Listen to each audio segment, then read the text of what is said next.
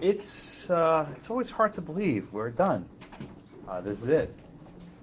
It always flies so quickly, and then it's done, and then it's back to the new one. So in a couple weeks, we'll be done with this class, and we're ready for another class. So it's done. Anything in your minds? Any questions in your minds?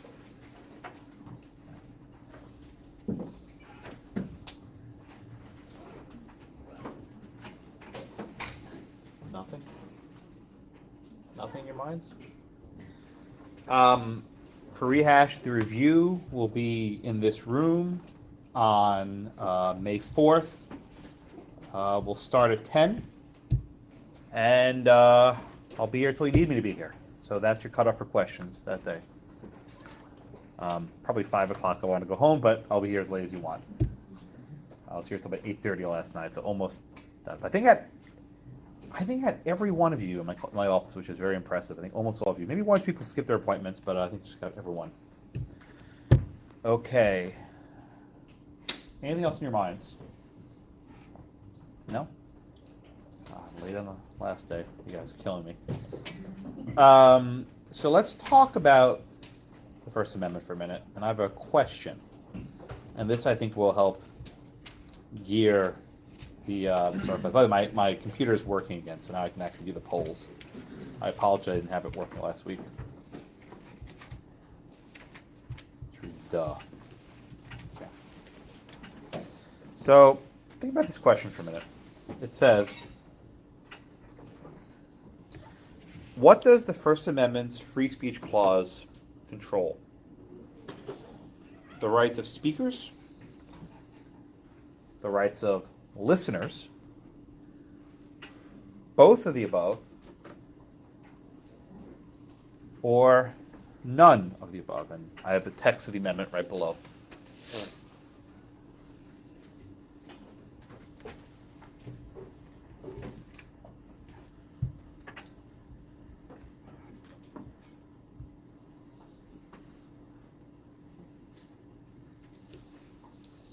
It's a hard question.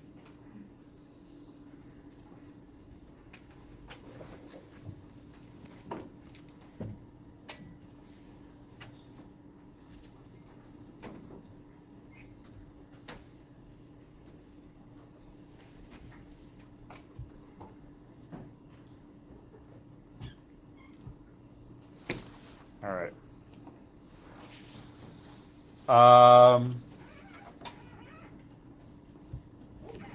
Let's see. Who's up next?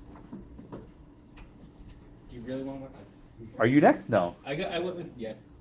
Wait, so I ran. I was the last one in the last class. are you actually legitimately next? I am legitimately Oh God. next. So, Jonathan, this is a multiple choice question. So your answer is I went limited with to A, B, real C, or narrow. D. I'm going to go D, none of the above, because really it only controls the Congress, and that there's a whole lot of reasons that we actually can abridge A and B. So I'm going to go narrow Congress. You want to know what? What? You're right. He's right. He is correct. Let's see what we got. Ooh, okay. So let's walk through this for a minute, right? No one picked B. It's actually not exactly right. So the text of the First Amendment is very. Let me see if I can shrink this. I can put both. This up. No, let me shrink this. No, you can't shrink it. Okay. So I'll move it over. Okay. The text of the First Amendment, right? There's lots of stuff here, but it begins. Congress shall make no law respecting an establishment religion, prohibiting the free exercise thereof, that is, of religion,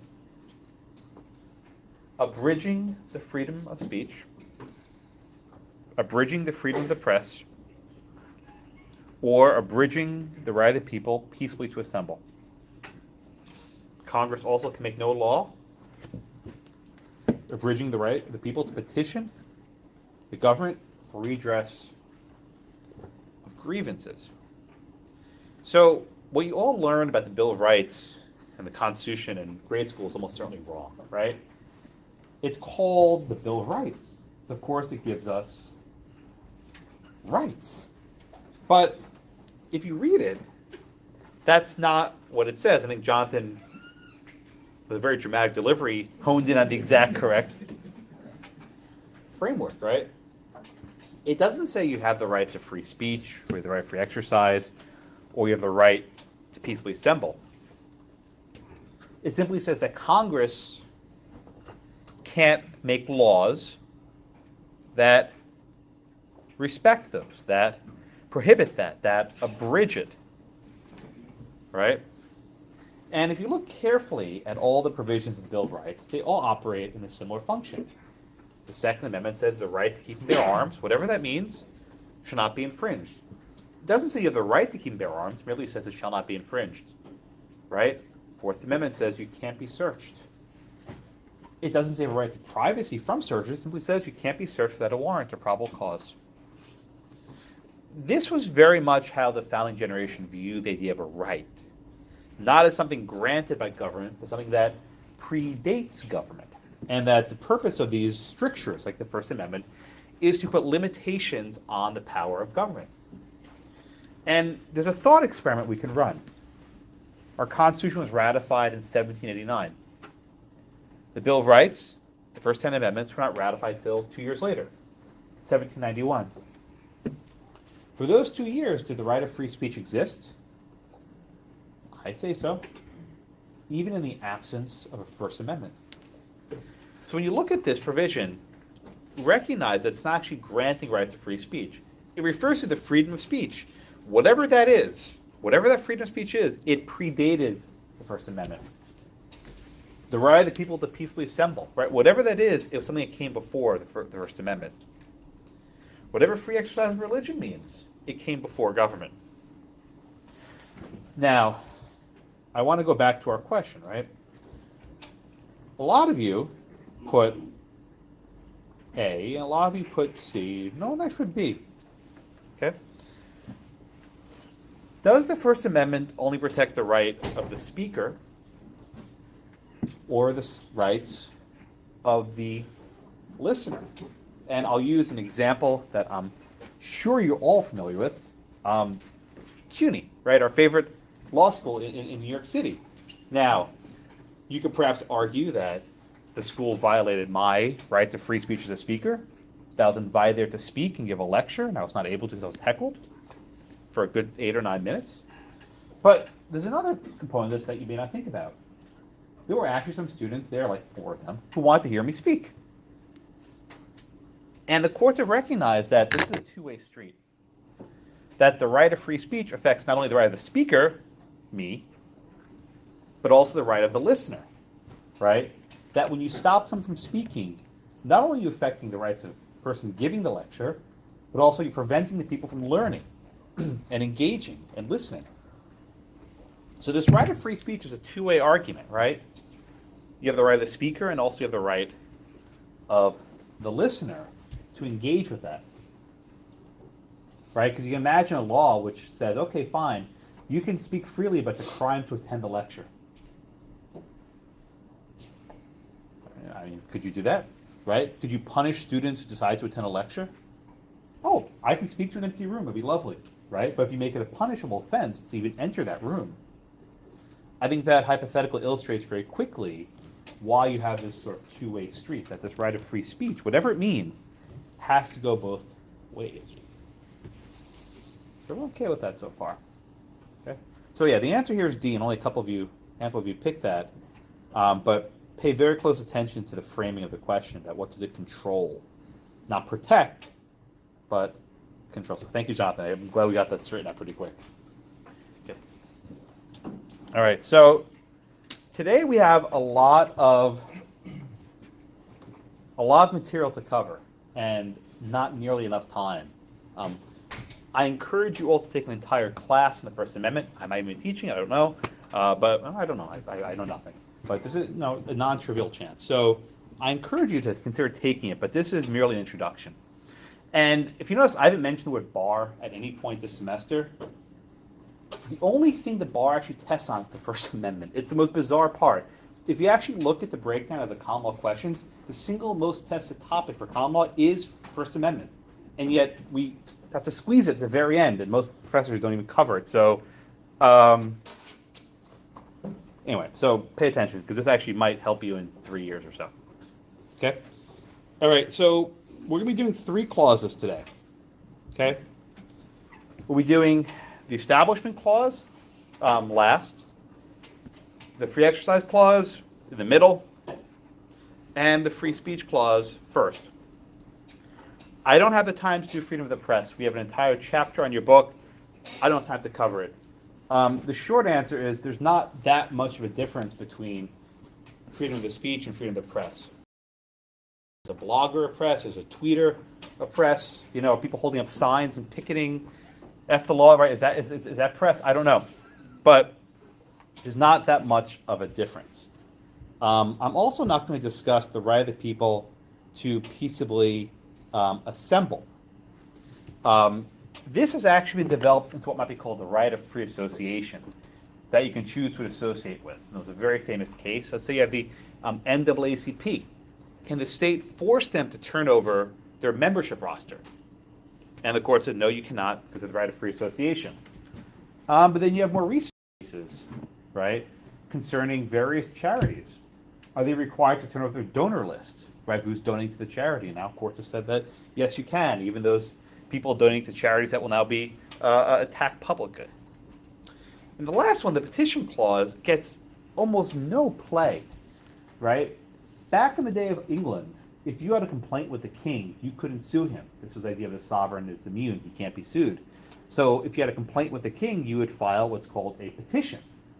So basically a letter, right, of grievances. Now this is basically, if you ever see Seinfeld, Festivus, right? You petition for whatever's complaining, whatever your complaints are. The king was under no obligation to respond to them, but as a matter of course, good kings were well liked.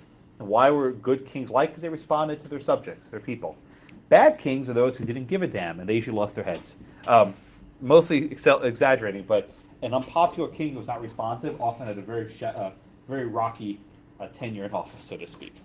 So the last 3, I won't have time to mention, but we'll do today speech, we'll do today free exercise, and we'll do today religion. Okay?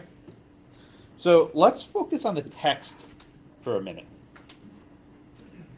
It says, Congress shall make no law, ... abridging the freedom of speech. Now, the first word should tell you, who does this apply to? As originally understood, the First Amendment only controlled Congress, right? That's fairly straightforward.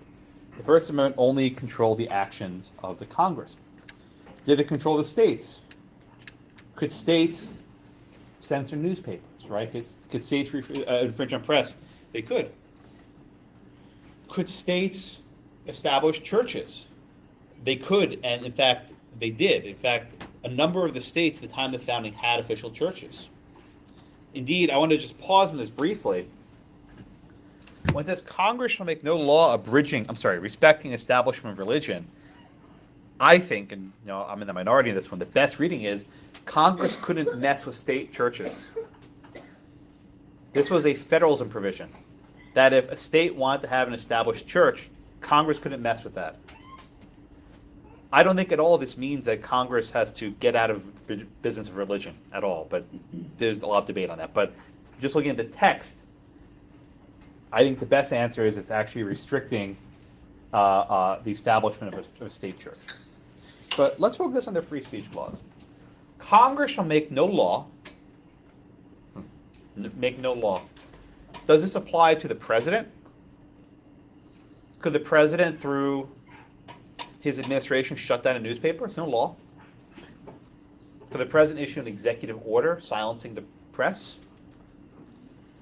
Again, the text only says Congress shall make no law, but it's been interpreted far more broadly.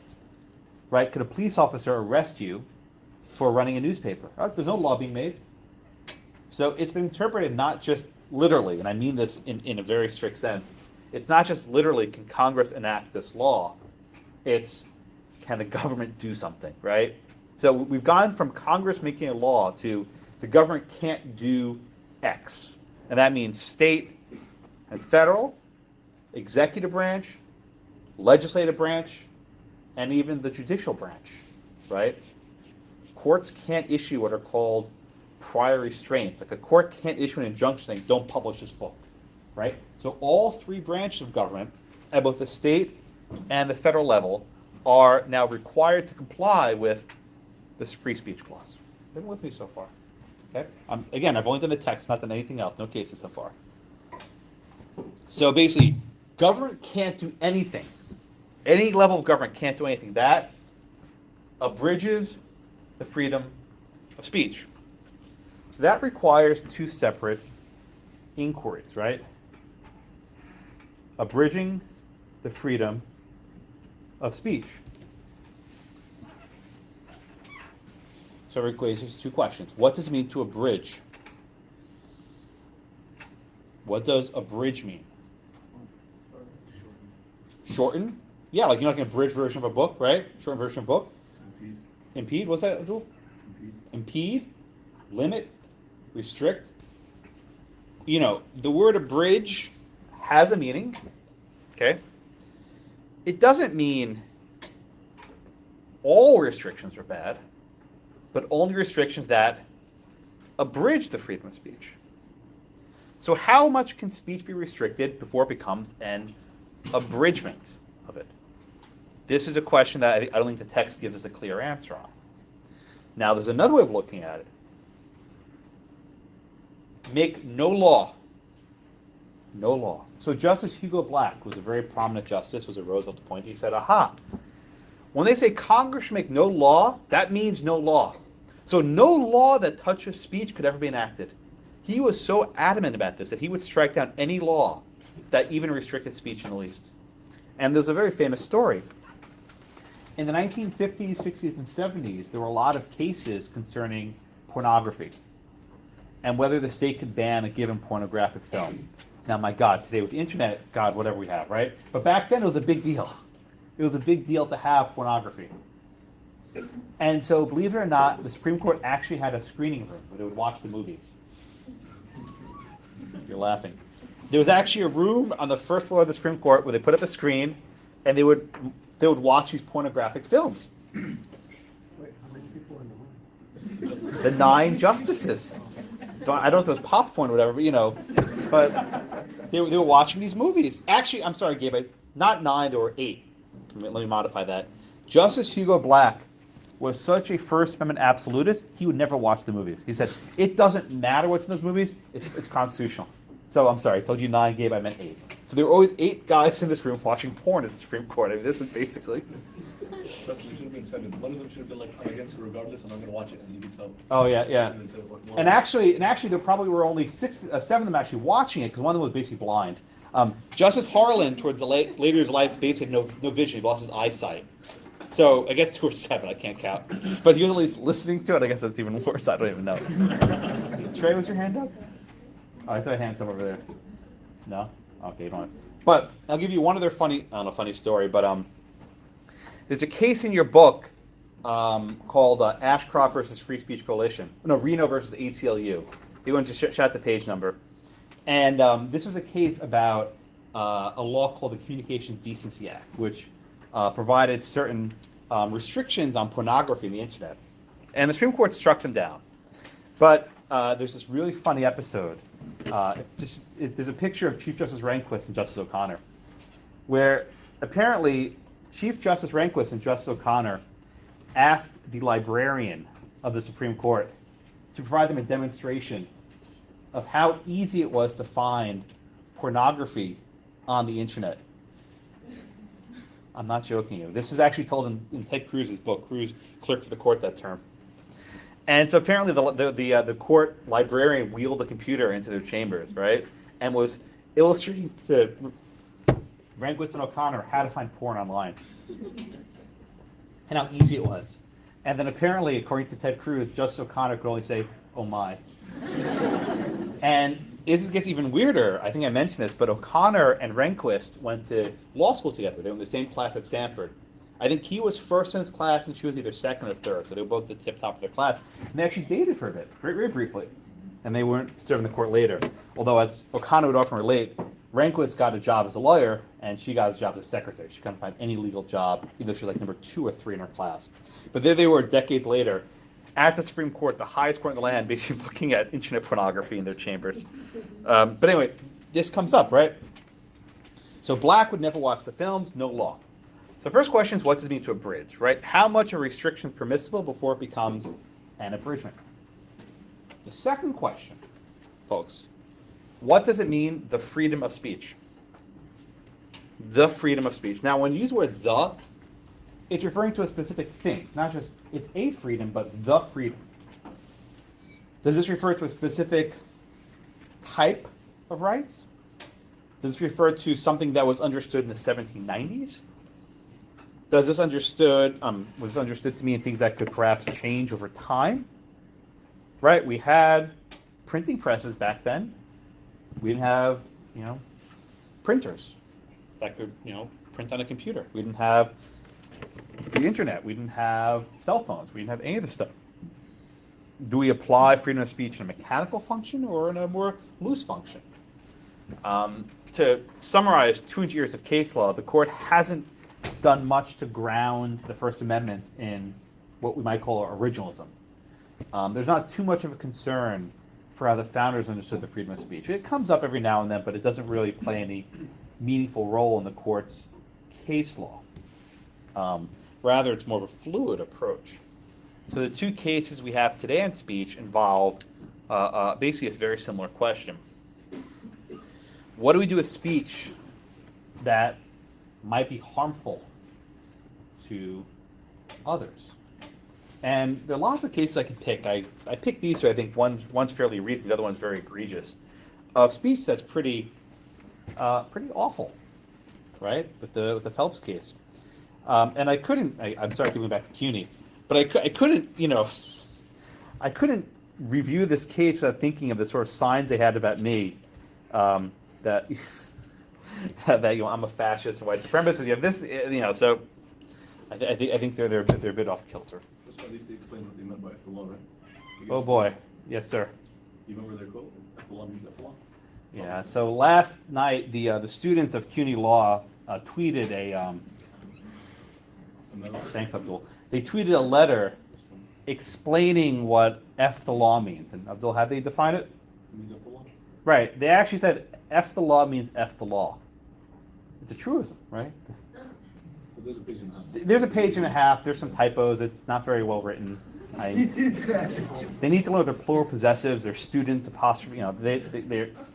But I'll let you guys read that on your own, and I'm sure Abdul can send you. I'm not going to do it. But yeah. Yep. Anyway, so let's talk about Snyder v. Phelps for our first case.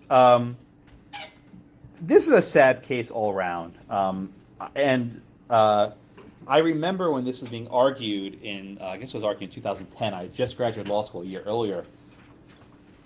And I was in D.C. for some reason. I can't even remember why I was there. But I was in D.C. the night before this case was to be argued. I don't remember why I was there, but I'm going there tonight. And we had the Supreme Court tomorrow for the arguments in the travel bank case. So I'm always, I'll be there. I'll be there. I'll see my Twitter. So the night before, I was just walking around the Supreme Court. That's usually what I do on Tuesday nights. And, these 3 people were there. And I was like, what the hell is this? And this guy, look at his shirt. God hates Muslims. God hates whores. God hates gays. And I think it was him with his daughter. I think he was his daughter and his 2 kids. What was that? Good printing. Yeah, they have very good penmanship. And let me just play this for a minute. I did an interview with him on the street. I don't know what the hell I was doing, but, apparently I can play my ConLaw class 8 years later. And I just talked to this guy, for a few minutes. I'll just let the tape roll. So this is a guy, I think his name's Orlando. He's from Alabama, if I remember correctly. Hi, this is Josh Blackman. I'm actually staying outside the United States Supreme Court on the evening before arguments in Snyder v. Phelps. By the way, my diction's gotten much better. I used to talk much faster. I think this is bad. I was much worse back then. My New York has faded in Texas. And I'm with, sir, what's your name? Orlando Bethel. Bethel. Orlando, and you're wearing your shirt that God hates Muslims. Why are you wearing that shirt? I'm wearing the shirt because it's a biblical truth. Jesus said that he is the way, the truth, and the life, and no man cometh unto the Father system that excludes Jesus Christ as the way to heaven and the way to God is an abomination in the sight of God. Because God has already sent his only begotten Son into this earth realm to redeem man and to bring man the opportunity to be saved through redemption, obviously, through serving him. And whenever you have any other belief system that declares that there's Okay. another You way, get the gist, right? You get the gist. So again, he's there with his kids, at the Supreme Court. He's not there for sightseeing. He's there to wear these T-shirts up. And I'm playing this not because I agree with him or think this is a message that's worth spreading, but I want to illustrate a point, right? He says some things that are pretty hurtful, right? And pretty hateful to people who are Muslims or prostitutes or gay people, right? I mean, but why am I showing you these pictures, right? Often the way we teach how something's wrong is by showing it, right? Just look at some of these signs that they got up there, right? I mean, just read these signs. I swear, one of the CUNY, someone had the sign. We hate your feelings. I swear, someone had the sign in CUNY. But one of the ways we can illustrate that something is bad or wrong or stupid is by letting people make fools of themselves. 1 second, Gabe. I promise. I got a little monologue, right? So one of the ways that we show that someone might be wrong is by letting them make a fool of themselves, right? There's a line in Proverbs. It's like the person who keeps his mouth shut. No, what's it? Oh God. It's better to keep your mouth. Yeah, that's it. Say it. Was it? It's better to keep your mouth.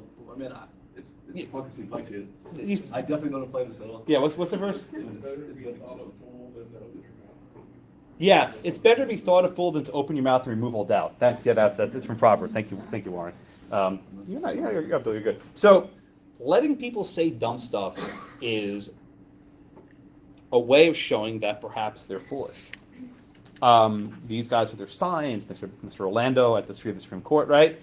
We can say that things they're saying are wrong, but we let them say it because it illustrates their wrongness, right? The flip side of that is if we were to say that these people can't hold up these signs and that Mr. Orlando can't go and wear his T-shirts and he should have his children removed from him or whatever else, right? You're now preventing people from recognizing that this speech is foolish, right?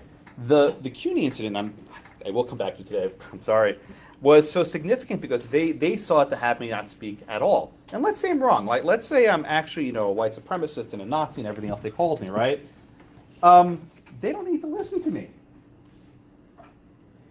They don't need to listen to me. In fact, they can counter-protest and say that this guy Blackman is an awful human being. But what you see in Snyder, and I think what you'll see in today's class, is a recognition that that's not the remedy. The remedy to speech that you find harmful or hateful is to criticize, is to rebuke it. Okay? Now, I'll get to you in a minute, I promise. There's one other concept I want to expose you to, and it's something called the heckler's veto. The heckler's veto. Now, you know what a heckler is, right? Someone who shouts out and interrupts, whatever, right? Now, let's say a situation, right? Let's just say the CUNY event went a little bit differently, right? Let's say instead of them just staying behind me with signs, they were rushing me, right? They basically bum rushed me, remove me from the room. And let's say they were trying to physically remove me, right? And then, the security guy says, all right, Blackman, exit strategy, we're gonna put you in an Uber, get you out of here real quick. Okay.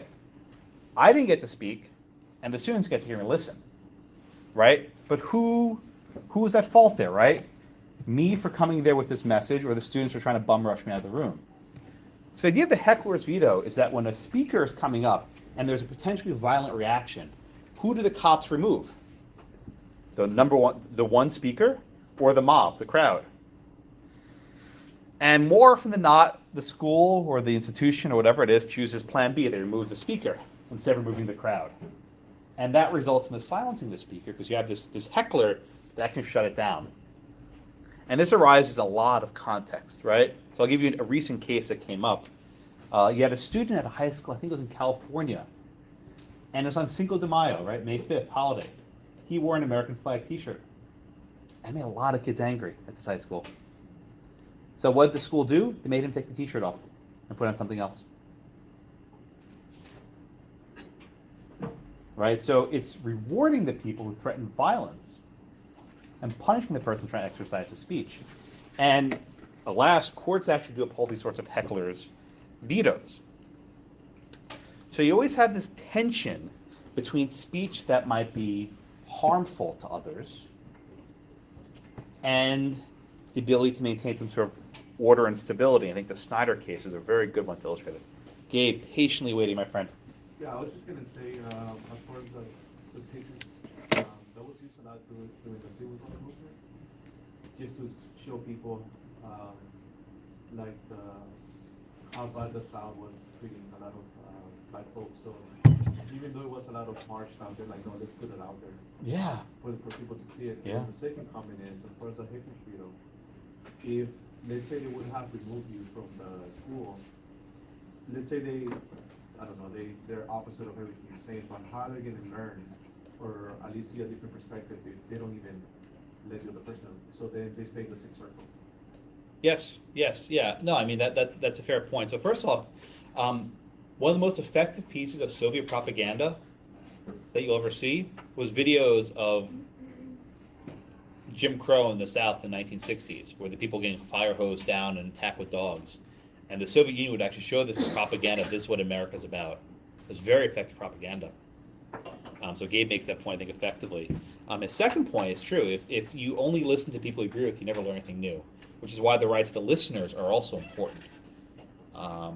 It's actually a very important facet. Yeah, Laura? So for going back to the hateful and hurtful speech,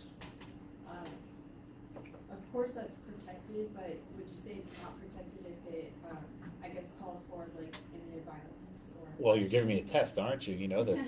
So there is an exception. There are several exceptions to free speech, and I don't have time to go through all of them. But you can incite imminent violence, right? If I say, "Hey, class, let's get really angry, go riot downtown and burn stuff," right? Let's do it right now. And I'm really passionate about it. I could probably be arrested for giving that speech. If I say, you know what, we should probably plan a really violent protest next April, right? Around tax day. Probably not, right? Because it's not imminent. So Laura used the key word, which is imminent. But I have a feeling that these sorts of doctrines, especially if our friends from CUNY become judges one day, maybe on the chopping block, because Charlottesville, right? These other things, people aren't so keen on letting white supremacist march as perhaps they used to. Yeah, Abdul. I was thinking about this the last couple of weeks. If I was in your place, I would have mentioned to them. I know you spoke for 90 minutes. I would have mentioned that the ACLU used to protect the kids who came and they used to march in the streets, like the neo-Nazis. Used to. They used to stand in there. I don't know if they changed, but I know that's part of the history. They're proud of it. That's the idea. Yeah, not everyone. Even when the ACLU defended the rights of Nazis to march, not all members of the ACLU were happy about that. No, I'm sure. I mean, it's a huge. And even now, there's been some shifting within the ACLU on matters of free speech. There's some change afoot in that group. But a good point, Abdul. But I think the ACLU is probably too conservative for these kids. Yeah, I think so. Yeah, Amelia. If there's going to be like protests or something like that where they know is most likely to cause violence, they still can't do anything like that? Well, violence by whom? Well, like, for example, I went to USC, South Carolina, and when they removed like the Confederate flag from the Capitol, the KKK members from North Carolina came down to protest. But, I mean, they knew that there was going to be violence, and there was. So violence between whom? That the Klan would beat up the students, or students would beat up the Klan? Which way would the violence go? Well, and I guess just people who wouldn't make it able to, and so. So it's a violence coming. I guess on both sides, right? Mm. But they knew that there would be like a clash. So let me just take your comment a little bit differently. They knew that the Klan would be inviting violence. Yeah. So who would actually throwing the first punch, the Klan or the people on the outside? Oh, and see, this is actually the issue. I'm glad Malia brought this up, right? If you know a group of Klansmen white supremacists, whatever, coming to Charlottesville, right, South Carolina, wherever, you know there's going to be a lot of tension. Who throws the first punch? Is it the Klansman? Is it this guy or student? Doesn't really matter, right? The better question, Malia, they can't deny the Klan a permit to march, right? It's a public street. But are they obligated to protect the scene so that violence doesn't occur? And this is largely the failing in Charlottesville. I was there. Did I tell you that? No. Oh, crap.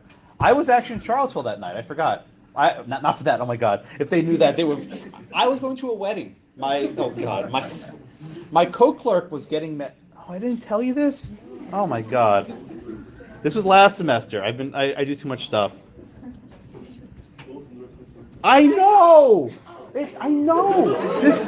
This happens to me all the freaking time. I'm always in the wrong place, the wrong time. I don't know how I attract this.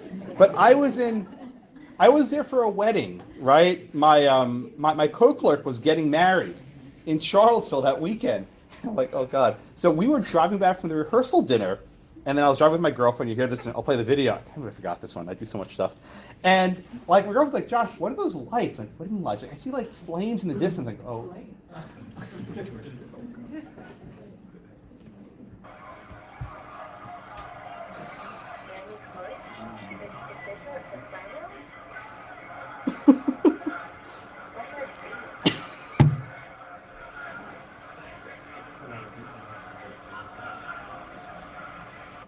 Yeah, it's very hard to see. You can go to my blog much. Yeah, so I was. I forgot to tell you. This was in August, so I guess I mentioned this last semester. Thank God the CUNY kids didn't know about this one. They thought it was in Charlottesville, and I think we just went wild with that. But I was in Charlottesville for a wedding. It was at a country club. It was very nice. But I was staying downtown at a hotel because I wanted to save some money. I didn't stay at the country club. UVA campus, and there were thousands of white supremacists marching with their torches. And about 90 seconds after the video was shot, they started firing tear gas. Again, I guess I got out of there just in time. I was staying at a hotel a few blocks away, and then all the supremacists started walking to our hotel. I rode an elevator ride with one of them. It was very fun. But one of the failings of the Charlottesville thing is that they knew these people were coming in large numbers, and they didn't intercede to prevent violence. There are ways of providing perimeters to prevent the sort of, Malia mentioned sort of, the clashes, right? And does the state have an affirmative obligation to protect the speakers? I think the answer is actually probably yes. This comes up in another facet.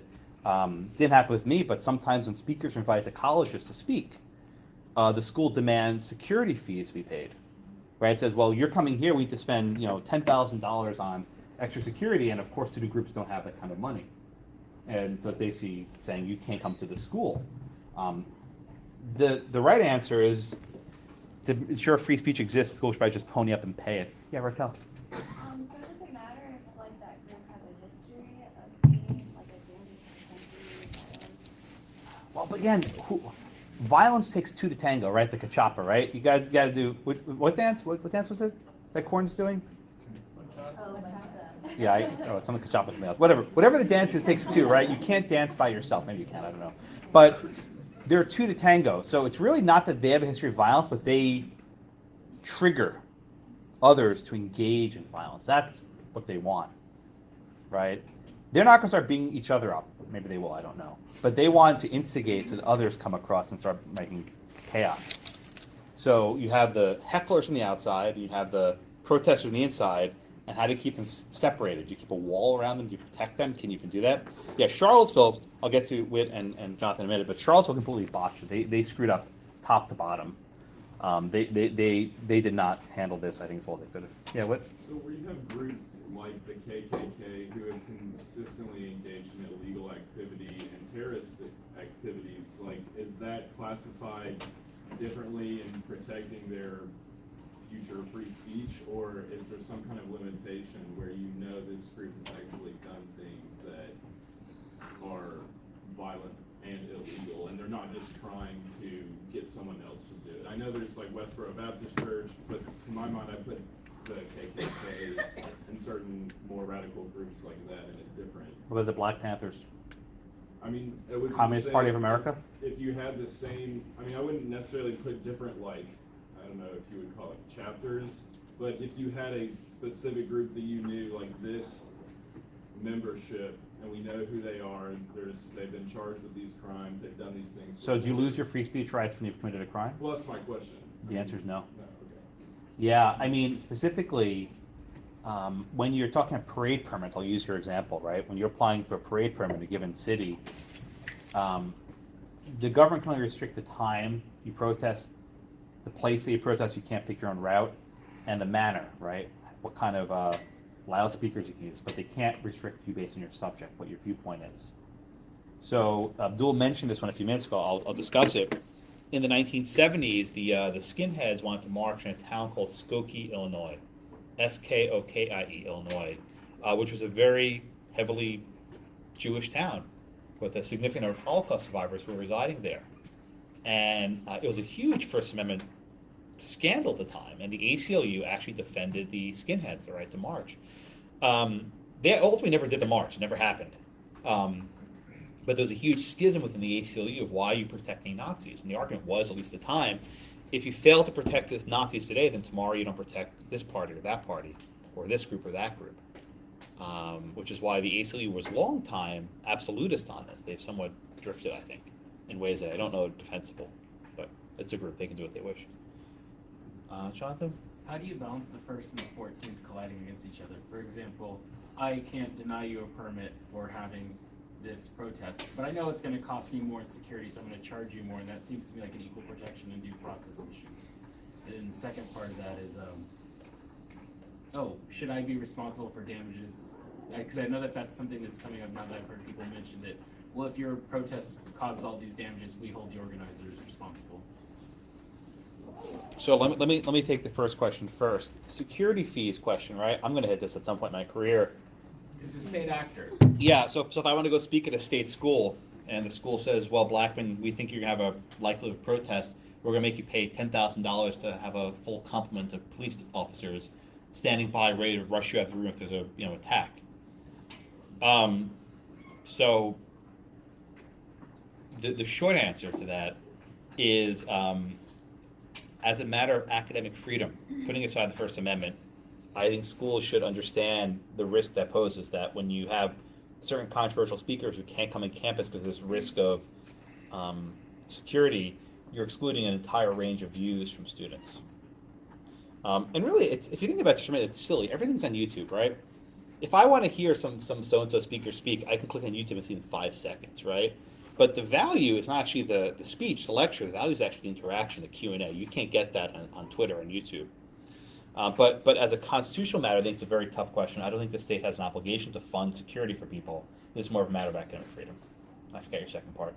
Well, because I'm talking more about counties. And the other part was now counties are saying, okay, we'll give you permission, but you're responsible for all damages, you the organizer. Yeah, I mean, that's probably fair, but good luck trying to collect if there's a melee, right? Contributory negligence. If you have these guys burning and these guys, how do you assign fault?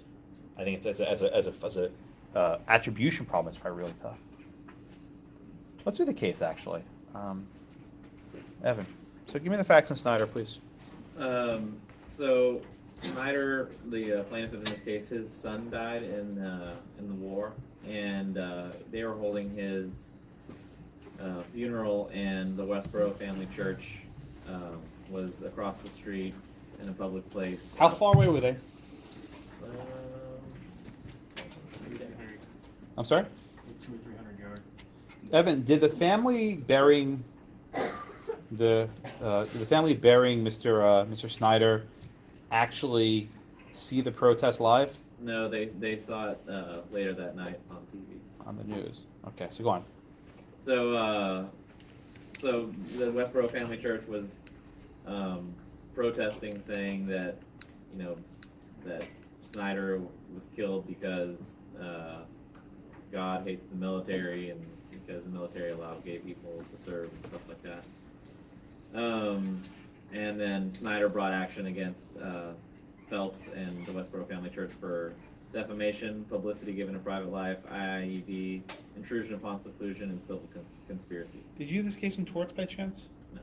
Okay. So occasionally, ConLaw and torts intersect. It's somewhat rare, but it happens. So it also, do you do the New York Times yourself case in torts of defamation? Okay, that's one. So the Supreme Court held certain limits on defamation actions for public figures, right? Public officials. Snyder's another one. Maryland has this tort of IIED, intentional infliction of emotional distress. And in fact, the court awarded significant damages, both compensatory and punitive, for their intrusion upon their privacy. But the question is this: does the First Amendment put any limits on the state's IIED tort? So, Jeffrey, what did the court hold here?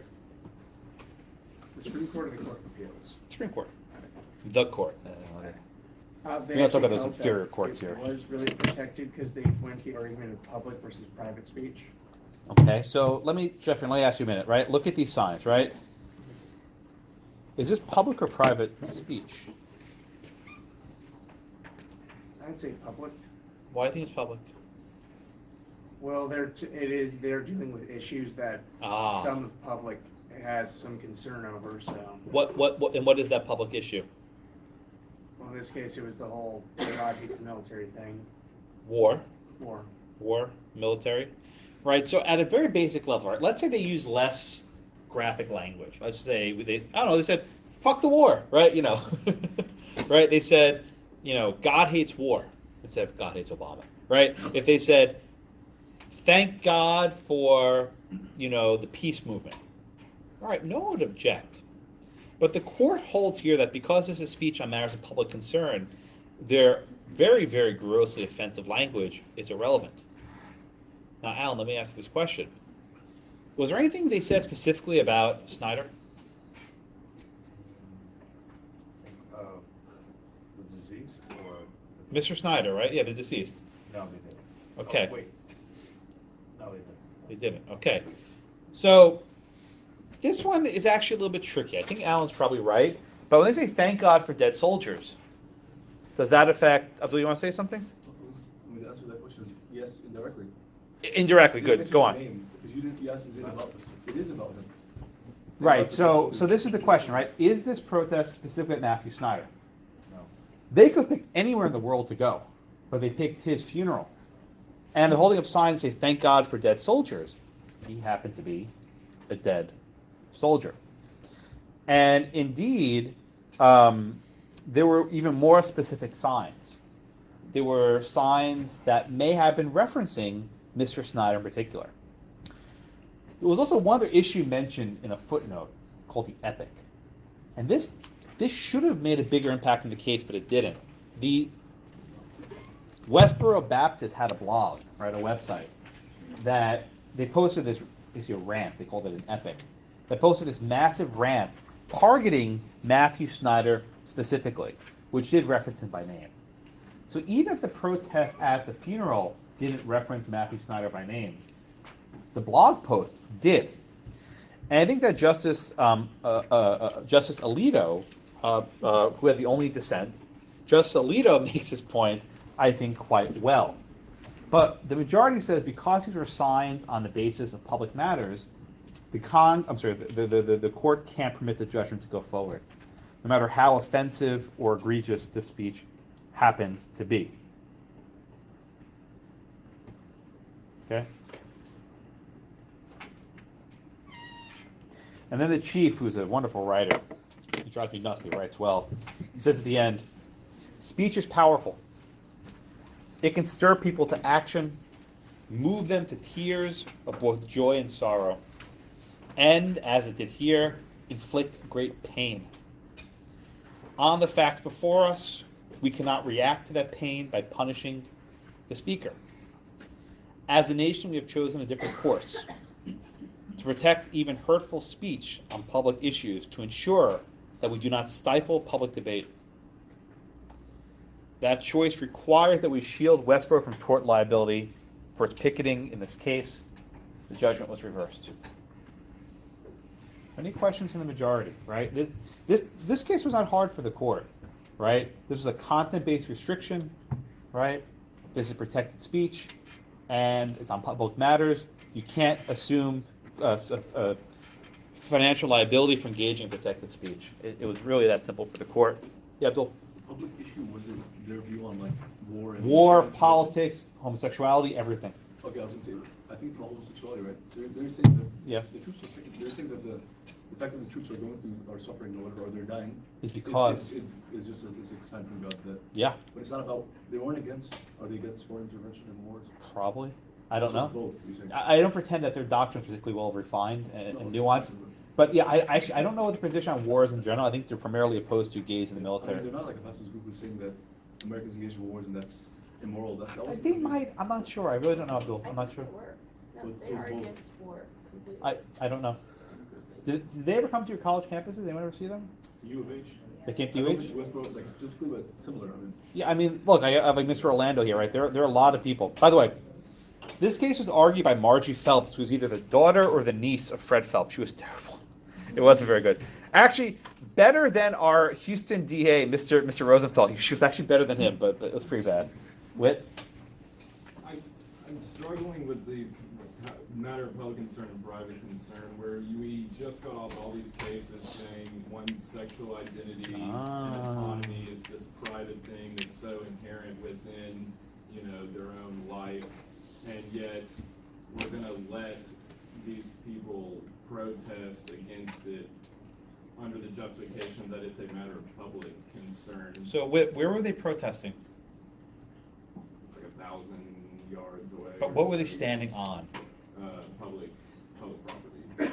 What's the significance of the fact they were on a sidewalk? I mean, it is they talk about the quintessential public forum. Yeah. Is in the roads. Yeah, and they make a big deal about sidewalks as the quintessential public forum, that people have the right to protest they wish on sidewalks and streets. Had they entered the church, they entered the cemetery, they could have been arrested for trespass. So they were very careful to stay on the outside. I guess it's similar, though. My question is to Jonathan's point, where they use this justification of a public concern to kind of shield their free speech rights, but where I don't agree is that his own involvement in the military, his occupation and his death afterwards are not necessarily part of this whole issue, and where their speech has negatively affected someone in a way. But how are you to just? But wait, let me ask you a question. I think we all agree, as a matter of logic, Matthew Snyder's death has nothing to do with gays in the military. We can probably all agree on that, right? But they believe it is, and you can tell them they're wrong in their beliefs. Personally, not legally. But that's the issue, right? When you're talking about restricting speech on the basis of content, you're saying, no, you're wrong. That's an incorrect message. Snyder's death has nothing to do with this. Put your signs down. See my point? So the First Amendment allows people to hold some really dumb ideas, right? I'll use an easy example. Flat earthers. This is a thing. Go check Twitter. It's a thing, right? There's this guy built this rocket. You seen this, right? People believe the earth is flat. I would have thought hundreds of years would dispel this, but look, they believe it. Could we pass laws saying that you can't hold up signs promoting flat eartherism? they shouldn't be allowed to teach in schools. Oh, that's the issue of government speech. That's a different story. That's actually a tougher question, right? But can we say on that sidewalk you can't hold up a sign saying the earth is flat, like a piece of paper? So you can allow people to have ideas you think are dumb, but they have those ideas, right? Maybe my ideas are dumb. I don't know, but I can have them.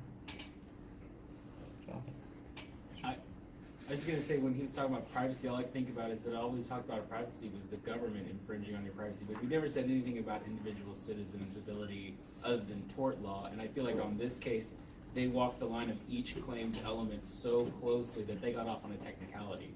Had he have seen the signs during, he probably would have had a better case for IID, or if they had done his name on the sign, he probably could have gone for defamation, but they really carefully avoided just the right point to get by. Yeah, Jonathan, I think, makes a fair point.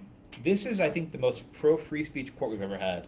This was an 8-1 case. It wasn't 5-4. This wasn't liberal conservative. John Roberts and Ginsburg on the same side here.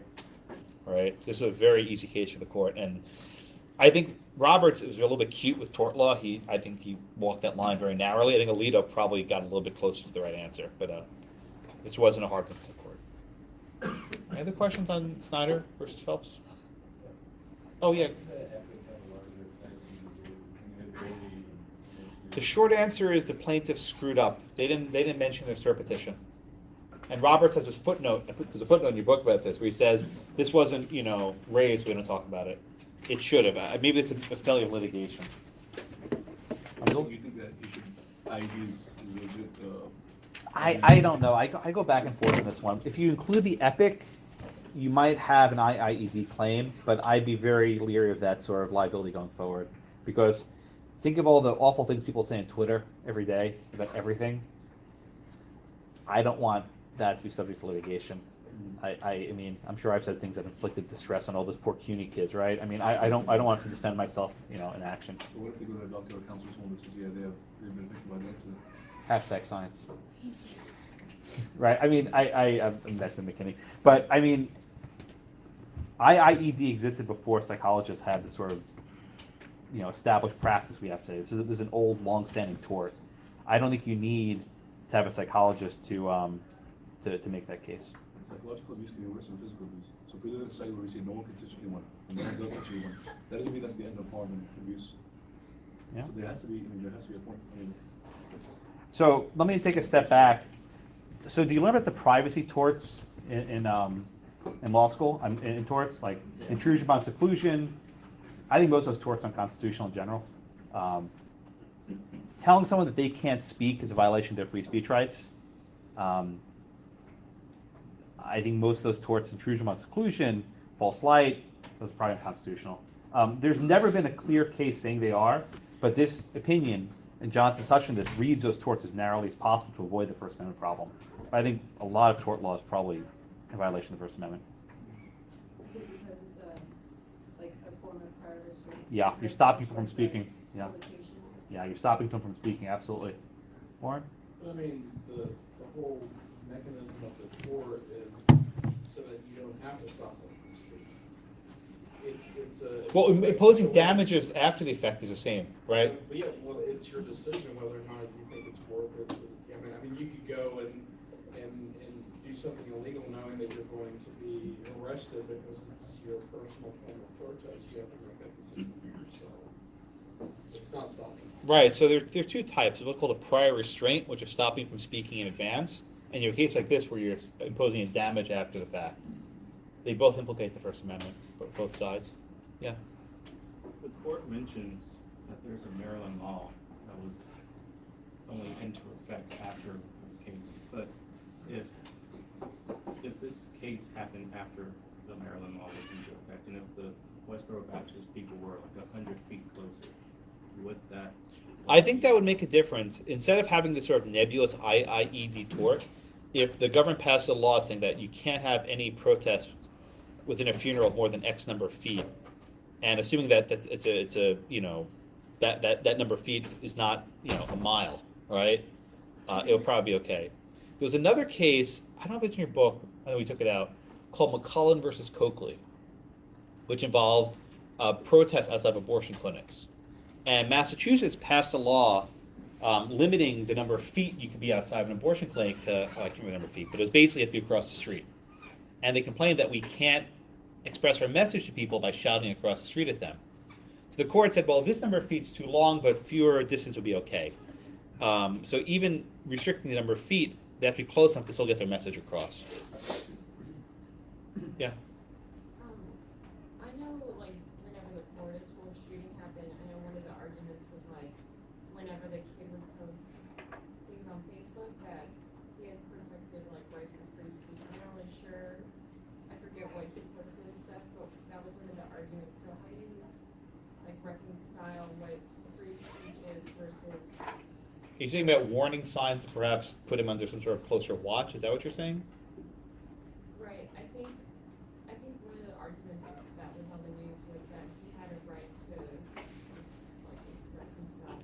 Well, there was another case a couple of years ago, I'm drawing a blank in the name, where this guy put on this very violent rap on Facebook, the lyrics, which involved like basically raping and killing people, and the court held that that was fine.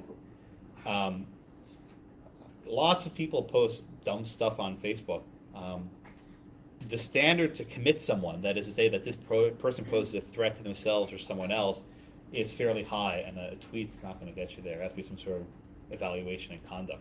Right? We don't want courts locking people up based on dumb tweets. Is the company's ability to limit that speech like within the scope of this, because it's a public forum that Facebook, you're asking about?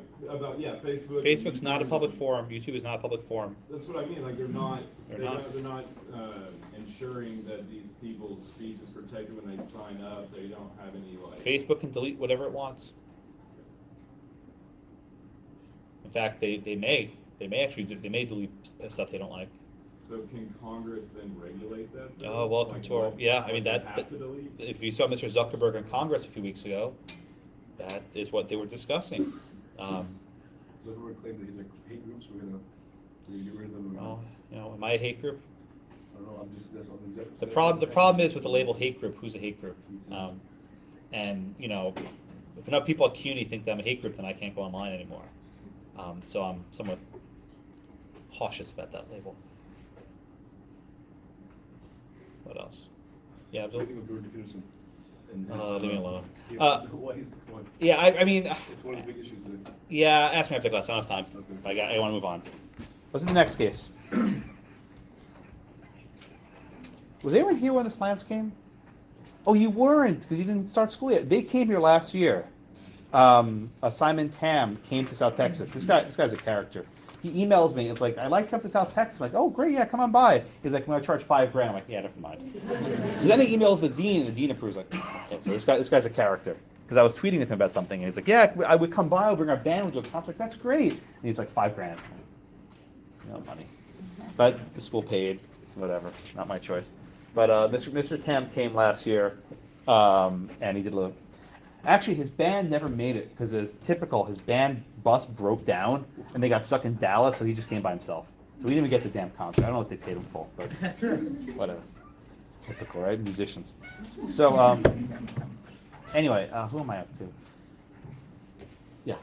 Want to give me the facts in Matal v. Tam, please? Yes. So the Slants was the name of the rock band. The Slants. Okay. Now, why did they choose the name the Slants? Because they Asian and their appearance. But why did they pick that name though? The reason that because they wanted to reclaim their stereotypes. Yeah. Very good. Very good. Thank you. So this case is not like the Washington Redskins case. That was another case going through the courts at the same time. Okay. The Washington Redskins case was football players who were not Native American, and they were using a trademark that a lot of people find offensive. These guys were different, right? They were saying that we want to reclaim the word slant, which is a play on Asian eyes. We want to reclaim that as not a offensive slander, an offensive slur, but as a symbol of Asian empowerment. Okay, maybe you agree with them, maybe you think they're bad. The music, not my taste. You can YouTube it. It's not my taste at all. But you might like the music or not. So they applied to the government for a trademark. Now, what's a trademark? It means protection. So the ironies of this case is they weren't actually fighting for free speech. Anyone can say the slants.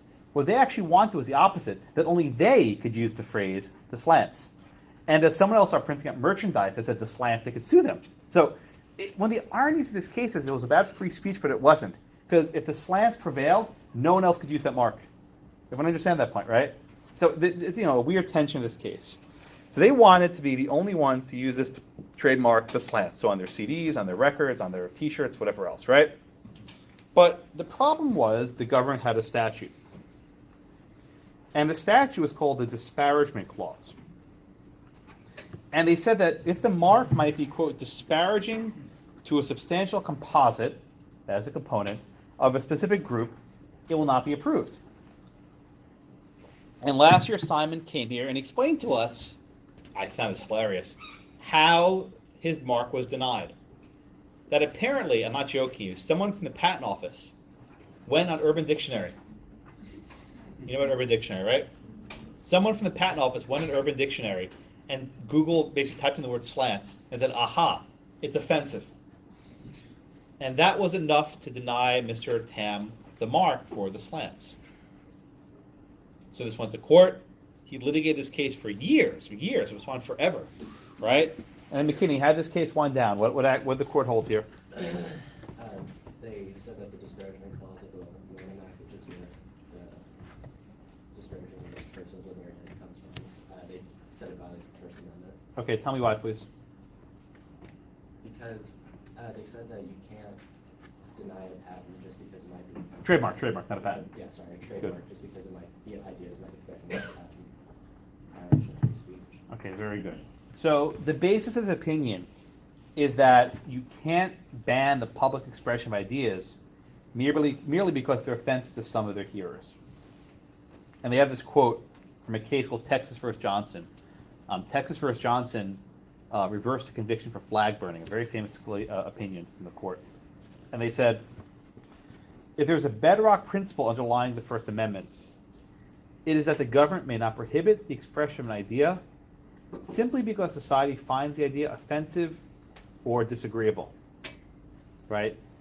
You can't ban an idea simply because people find it offensive or disagreeable. Okay? Who's up? Yep. Yeah, right there. You.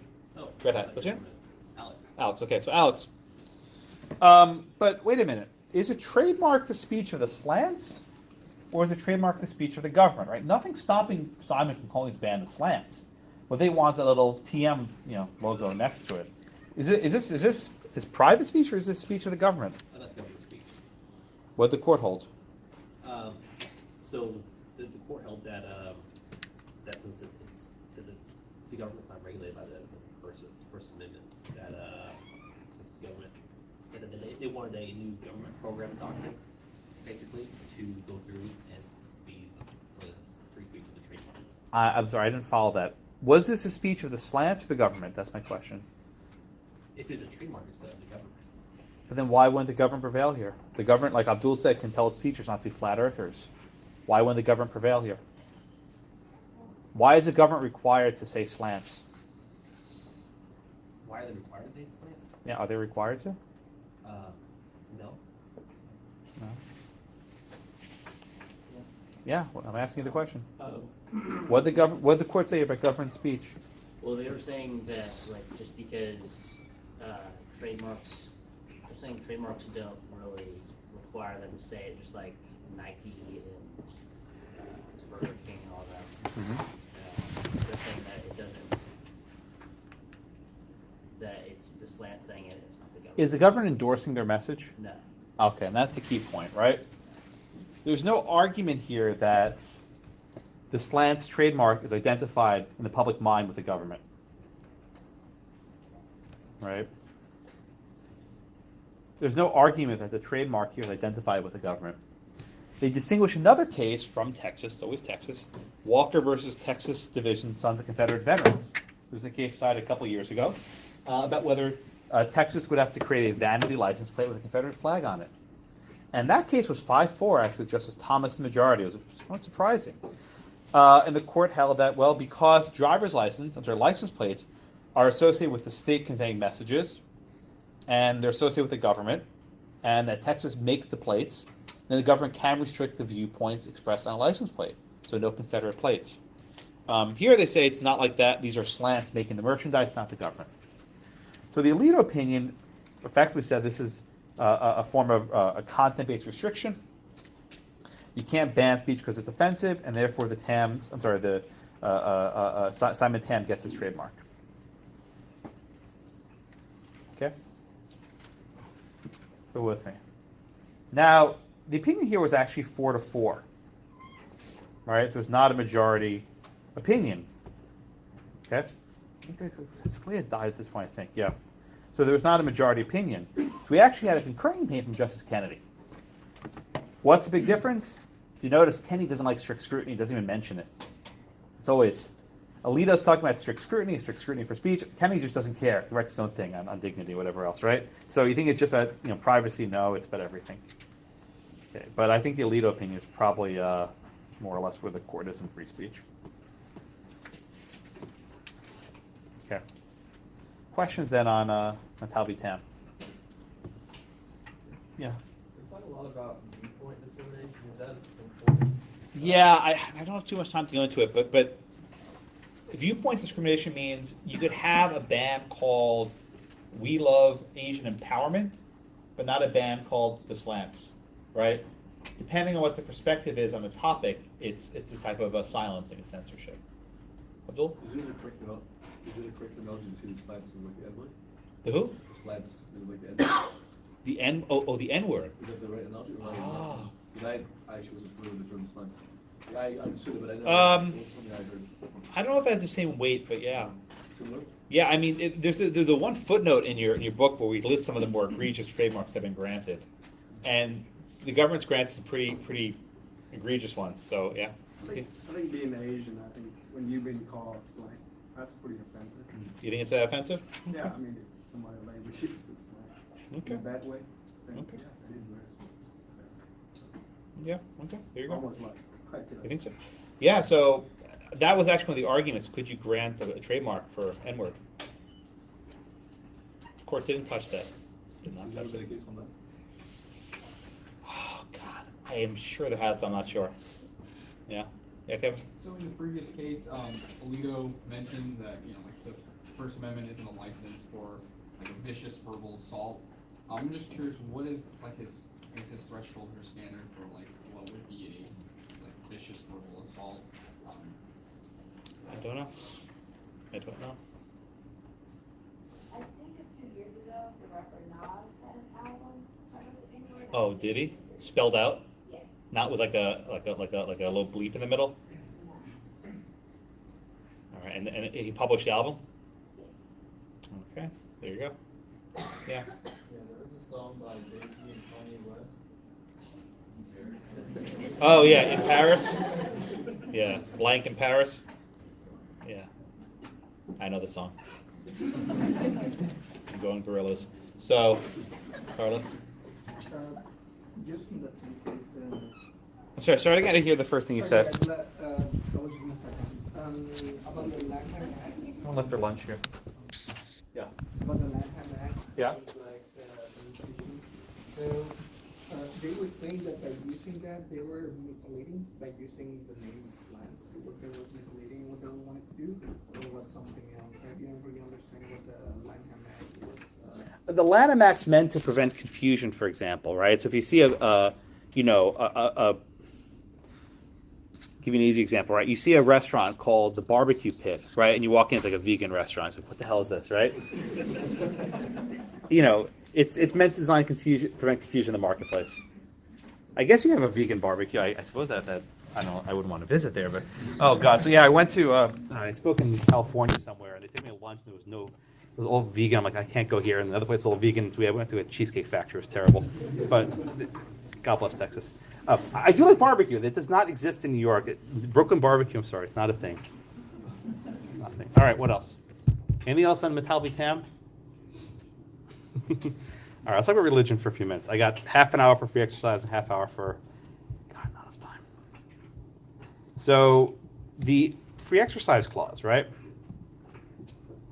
Congress should make no law prohibiting the free exercise thereof, and thereof goes back to religion, right?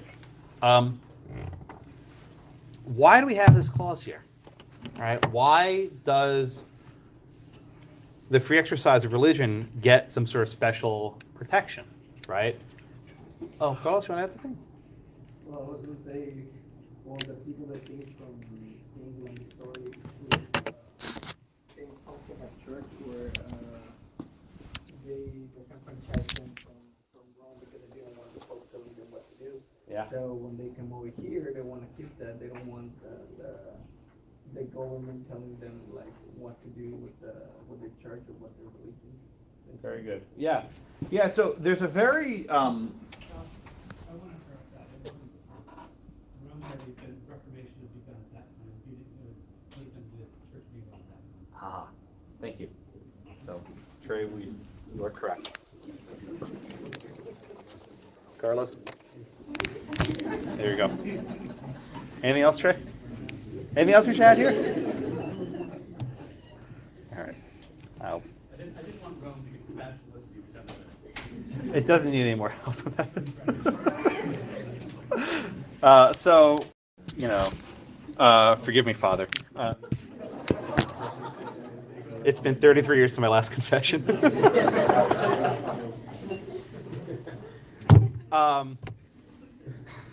Anyway, so since the founding, and we can debate over exactly how, there's been a very strong recognition of the importance of free exercise.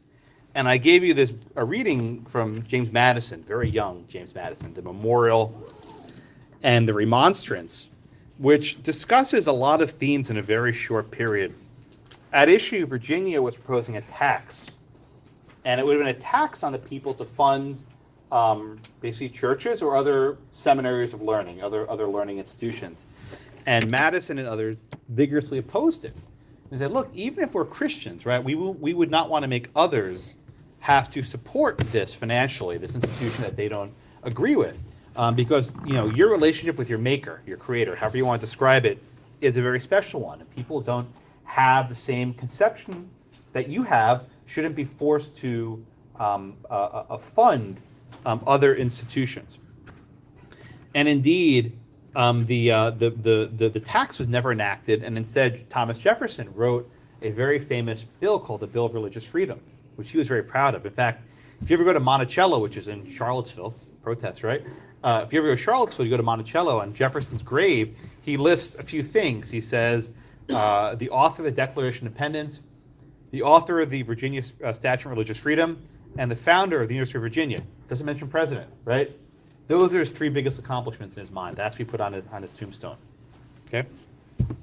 But that being said, the free exercise clause didn't really have any litigation over it for much of American history. And in fact, you have the Reynolds case, you have a few of the decisions concerning polygamy, but basically the free exercise clause had no litigation weight. It didn't start getting some teeth until the 1960s with the case of Sherbert versus Verner. We'll get to Smith in a minute. And Sherbert versus Verner was a Brennan opinion, and it involved a Seventh-day Adventist. The Seventh-day Adventists. And Seventh-day Adventists, they celebrate the Sabbath not on Sunday, but on Saturday, much like the Jews, right? In South Carolina, where she worked, she was fired from her job. At the time, in order to get unemployment benefits, you had to be willing and able to work when the government tells you to. You have to go work here or there. But she objected, saying, I don't want to have to work on a Saturday. And the government said, fine, then you can't collect the unemployment benefit payments. So, Carlos, what did Justice Brennan hold here, right? What did the court do here to Ms. Sherbert?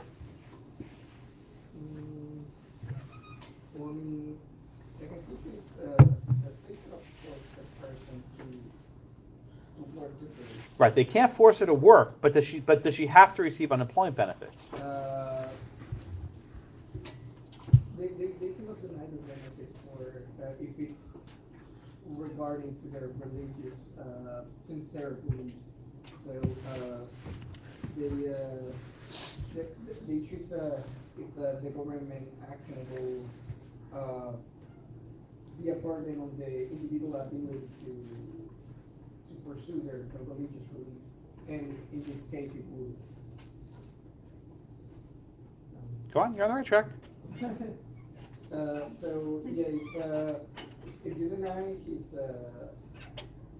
unemployment benefits specifically because he has to perform religious functions on that specific Saturday in the requirement to work, you cannot impose that. Okay, very good. So, first off, is the state obligated to give employment benefits? No, right? Or at least Brendan's not 5 votes for that opinion, right? But the states are not obligated to give unemployment benefits. But if they do offer it, they can't do it in a way that imposes a burden on the free exercise of religion, right? They can't administer the program in a way that puts her to a choice. Either violate your religious convictions or deprive yourself of these financial benefits. And the court says you can't force someone to take that choice. And then here Justice Brennan says, well, this is not a rational basis review, it's like strict scrutiny. And this is where law is going to think, wait a minute, Blackman, we have more strict scrutiny? Yes, you have more strict scrutiny, right? You have strict scrutiny in the equal protection context. You have strict scrutiny in the due process context. You have strict scrutiny in the free speech context. And guess what? You have strict scrutiny in the free exercise context. And they all mean different things. So the same phrase means different things in different cases. Now, there's another part of Brennan's opinion that's important, right? It's not just you ask whether there's a burden in free exercise. You ask, is this the least restrictive means, right? What is the government's purpose for requiring people to be able to work on certain days? They want to prevent fraud, right? They're not going to hand out benefits unless you're willing to work to pay back the state. But can't the state simply shift the day and say, okay, we'll give everyone one day off a week. If you want it to be Saturday, we'll give you Saturday. If you want it to be Sunday, we'll give it Sunday. Isn't there a least restrictive way to achieve the state's interest without violating free exercise? Brennan says yes.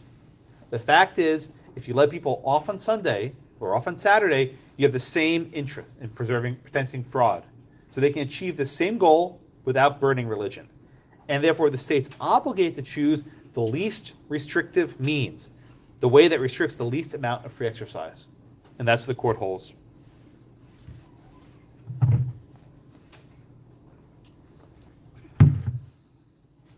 So everyone get the holding in Sherbert versus Verner. Okay. Nicole? No. What was your name again? I'm sorry. Yeah. Yeah. Danielle, thank you. Forgot. Danielle, let me ask you a question. The statute at issue in Sherbert versus Verner, did it make any discussion of religion? Was there anything in the statute itself that focused on religion?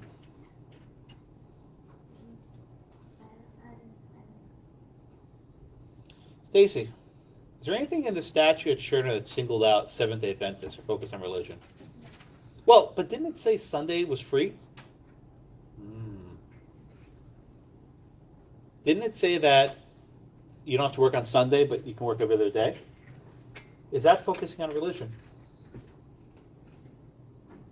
Yes. Wow. So this is a question, right? Was the statute at issue in Sherbert neutral? Right? It said if you want to work on Sunday, you're protected. But if you want to work another day, that would seem to say that if you're a traditional Christian who does Catholic on Sunday, you're protected. But say if you're Jewish or you're Seventh-day Adventist and you're Sabbath on Saturday, you're not. But the statute itself said nothing about religion. And a lot of people hated Sherbert versus Verner. So they said this is an act of judicial aggression. The courts are now striking down neutral statutes that are not targeting religion. Right? So there's this phrase I want to discuss with you. Okay? There's a phrase I want to discuss with you. Where's my thing? A law of general applicability. Okay? A law of general applicability. Okay. What does that mean? The law applies to everyone equally. Right?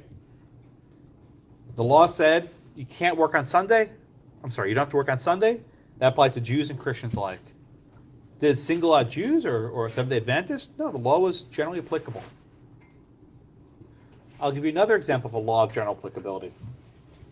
Drug laws, right? The laws in Oregon and in Texas and other states say no one can use a controlled substance like peyote, right? It's hallucinogenic cactus. No one can use peyote. Does that law single out Native Americans? Or does it apply equally? Under Sherbert versus Verner, right, the court doesn't care about whether it's generally applicable. The court asks, does this impose a burden on free exercise? And if the answer is yes, the court can then consider it.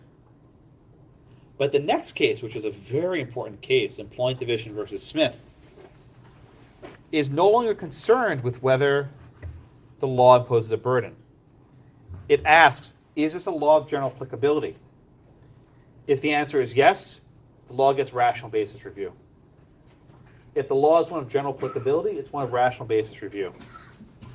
Smith doesn't say it's overruling Sherbert, but it did. Right? Justice Scalia is very careful saying, we're not overruling Sherbert. They came really close. So the rule of Sherbert lasts about 3 decades or so.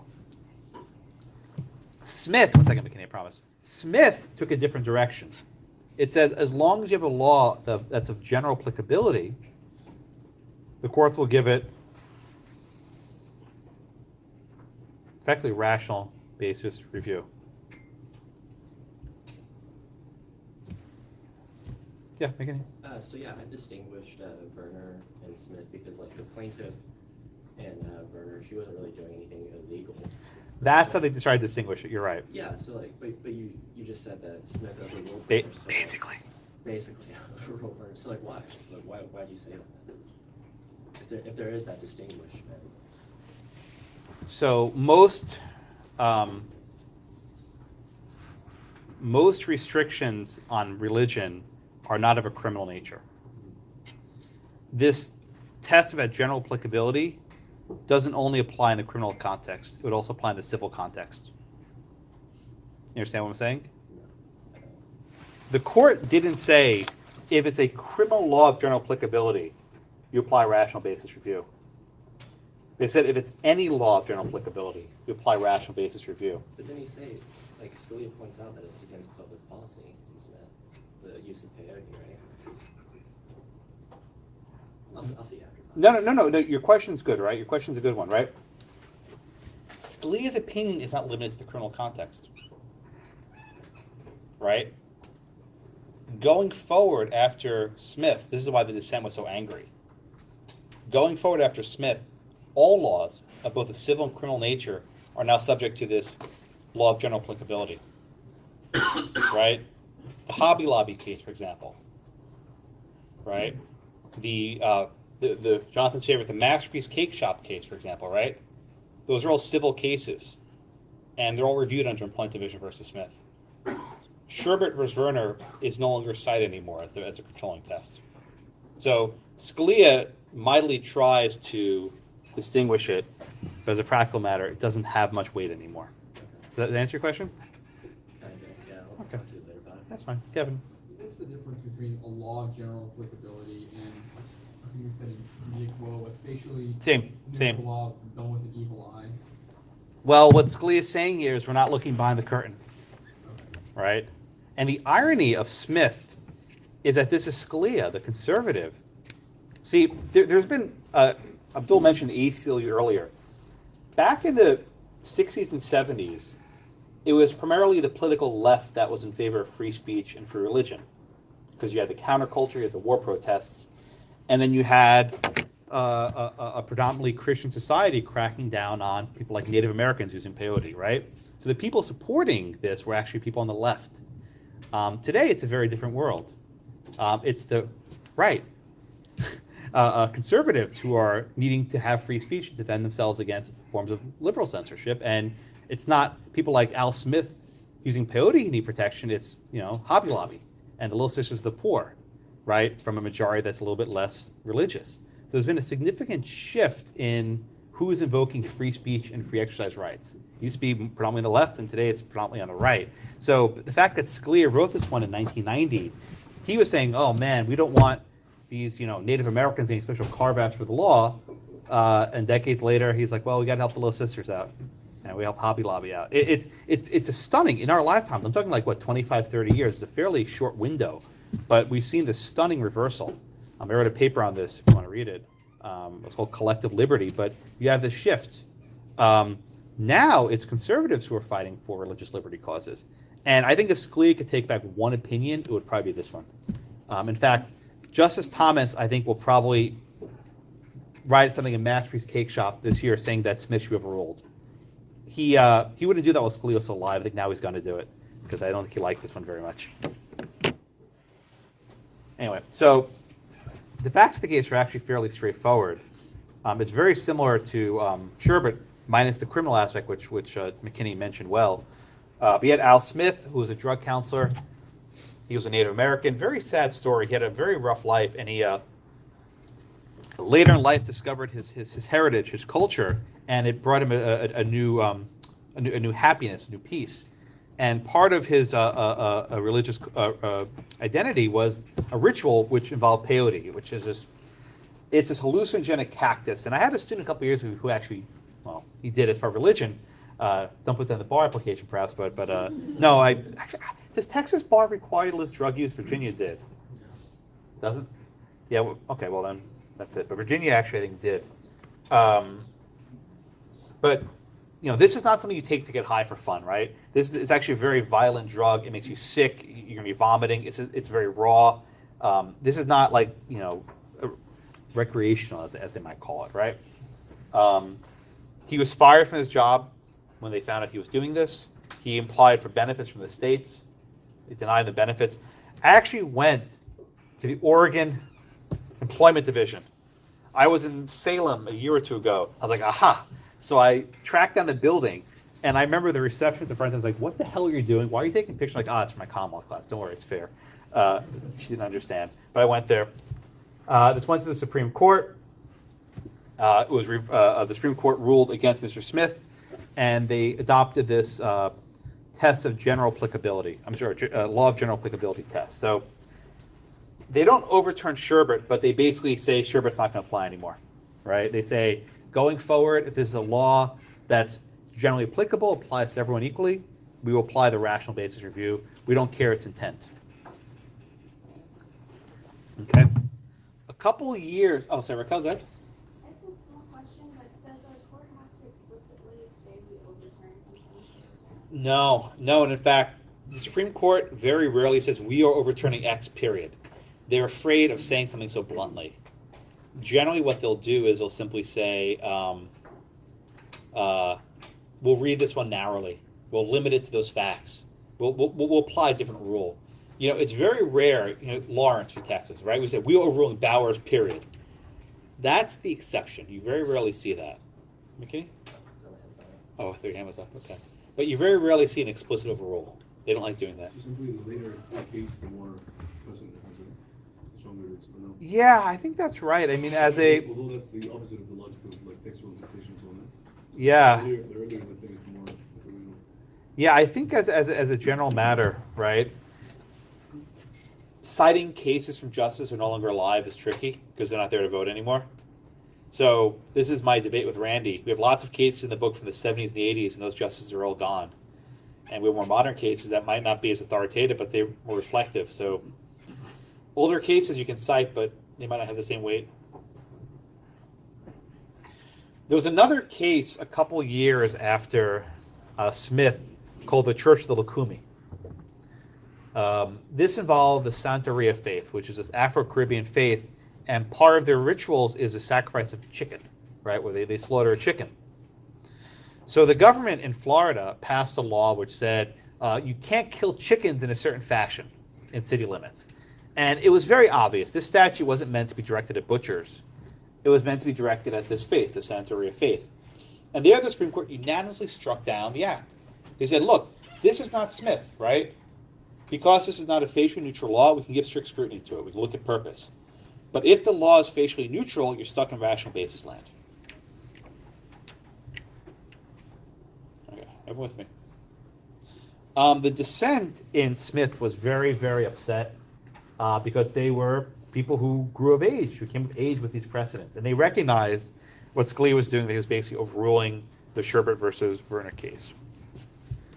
Now, one note about the Smith case, it was very unpopular. It was very unpopular.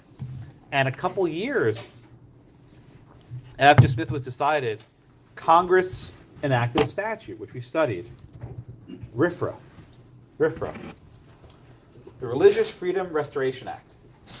And what did RFRA do? Depends who you ask. But it tried to restore the First Amendment how it existed before Smith. In other words, it tried to restore Sherbert against Verner. It tried to bring back the standard in Sherbert. It didn't exactly do that, though. The language in RFRA, we can talk about another time perhaps, was somewhat ambiguous of what it was actually doing. But Sherbert was trying to restore RFRA was trying to restore Sherbert. But we studied RFRA in the case of Bernie v. Flores, right? Remember Bernie v. Flores was the church outside San Antonio.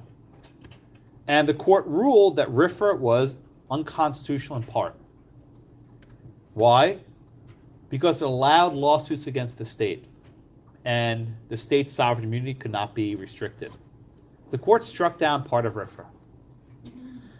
The court also held, in a very important holding, that it's up to the Supreme Court and not Congress to decide the meaning of the First Amendment.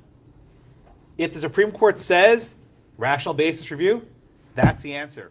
And Congress can't change that. Congress can't restore an old case. Congress can't bring back Sherbert against Verner. Only the court can do it. Which is a very stunning holding if you think about it. Now, even though RFRA was struck down as applied to the states, it still exists as applied to the federal government. Right? RFRA still exists. So if Congress passes a law that imposes a substantial burden on religious exercise, that is unconstitutional. So there was another case in the late, I guess it was 2005 or 6. Kidding? Why did they shut down both prices? Because Congress can control itself, right? Congress can impose limitations on its own authority. They can't put limitations on the state's authority. There was a case called Ocentro, O-C-E-N-T-R-O, Ocentro, 2005 or 6. I might be blanking on the year. I think it was a Roberts opinion, which concerned the federal RFRA, right? So you had this religious group that consumed a drug called huasca. Is that true? Huasca? Am I saying that right? Ayahuasca? Yeah, it's basically a tea, right? It's these herbs. They put, what is it? You don't know. Okay. Anyway, it's basically a controlled substance. It's this herb. It grows in South America, and you put it into tea. It's some sort of a narcotic, controlled substance. And a religious group, this church, sued, saying that this violates our free exercise rights. Even though Mr. Smith lost under the First Amendment, the plaintiffs in the Ocentro case prevailed because RFRA imposes a higher standard. RFRA brings us back to Sherbert versus Verner. And under Sherbert, you can actually prevail. The Controlled Substance Act is facially neutral. It's general applicability. But because it imposes a substantial burden on religion, the court said it cannot be enforced against this group. So this group had the right to use this hallucinogenic tea. All right? So even though Smith basically restricted the First Amendment, at least as applied to the federal government, RFRA picked up the slack. A number of states have enacted Religious Freedom Restoration Acts. Texas has one. But half of them have, at last count, maybe 15 or 20, I'm trying to blank. About half of them have it. But many states do not have it. Colorado, Masterpiece Cake Shop case, does not have a RFRA. So they're stuck with Smith. That's the only test they have. Which is why I think Justice Thomas said Smith should be overruled in this case. But that's my prediction.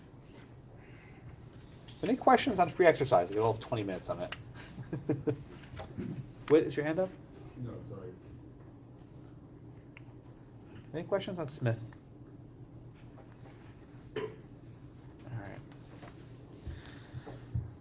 All right, let's move on to the last topic of the semester. That's sad. So the last case for the semester is McCreary County versus ACLU of Kentucky. Are you double hands up or stretching? Otherwise, you really want to get on this one. Help, praise the Lord, right? This case concerned the posting of a Ten Commandments display in a courthouse. And there were actually two cases argued on the same day, and then later there were two cases decided on the same day. There was McCreary County versus ACLU of Kentucky, and Van Orden versus Perry. Perry as in governor of Texas. So has everyone been to the Texas State Grounds, State Capitol? Have you seen the Ten Commandments monument?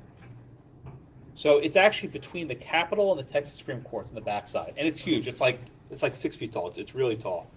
And it's this massive stone memorial with the Ten Commandments listed on that. And they have certain Hebrew symbols on it. It's pretty huge. You can't miss if you're walking past it. So the court considered two different displays of the Ten Commandments. They had a display on a courthouse in Kentucky with basically a piece of paper on a wall in a frame. And then you had a humongous monument on the Texas Capitol grounds. Now, surprise, surprise, the one in Texas is still there, but the one in Kentucky is not, which leads to a very difficult question. Why did the court rule that the Texas monument can remain, but the Kentucky one could not? And Judge Boggs, who my clerk for, would always joke. He says the rule is if it weighs more than 5,000 pounds, it's staying, and if it's less than that, you have to remove it. And I mean, he's mostly joking, but there's a truth to it, right? Think about it just this way: taking down this thing will take like 5 seconds, right? You just take it off, right? Removing the stone Ten Commandment statue, that's a big deal, right? Think of the statues being removed from South Carolina, right? Charlottesville, these big stone structures. It creates social friction. The deciding vote in this case was, of all people, Justice Breyer. Justice Breyer said, keep the Texas one, get rid of the Kentucky one. And he had this, you can read it, this very short concurring opinion Texas case saying, well, you know, this one's been there for a long time and we don't want to upset things. The Kentucky one is new, so we'll take it down. Where does that leave us? So I will seg to my activities for tomorrow morning, bright and early, which is the travel ban case, right? And the leading precedent for the challengers to the travel ban is this one, McCreary County versus ACLU, right? So I'm going to put aside a threshold question. Does the Establishment Clause even apply to immigration decisions? I don't think it does, but I'm going to ignore that question for this class, right? Assuming the Establishment Clause applies, does the travel ban policy violate the Establishment Clause? Now, the Ten Commandments case is a little bit more easy to understand, right? Posting a copy of the Ten Commandments can be seen as establishing religion because you're putting a Ten Commandments display of a certain faith in a courthouse. Okay. So how does a travel ban affect an establishment of religion? The court has held that the Establishment Clause doesn't only concern the establishment of religion, like putting a Ten Commandments display, but it also concerns showing favor or disfavor of a given faith. That is, a policy that shows a favor of Christianity and perhaps a disfavor of other faiths, Islam, Judaism, whatever you have, that itself can violate the Establishment Clause. Yeah. Different renditions of it, though. Yeah.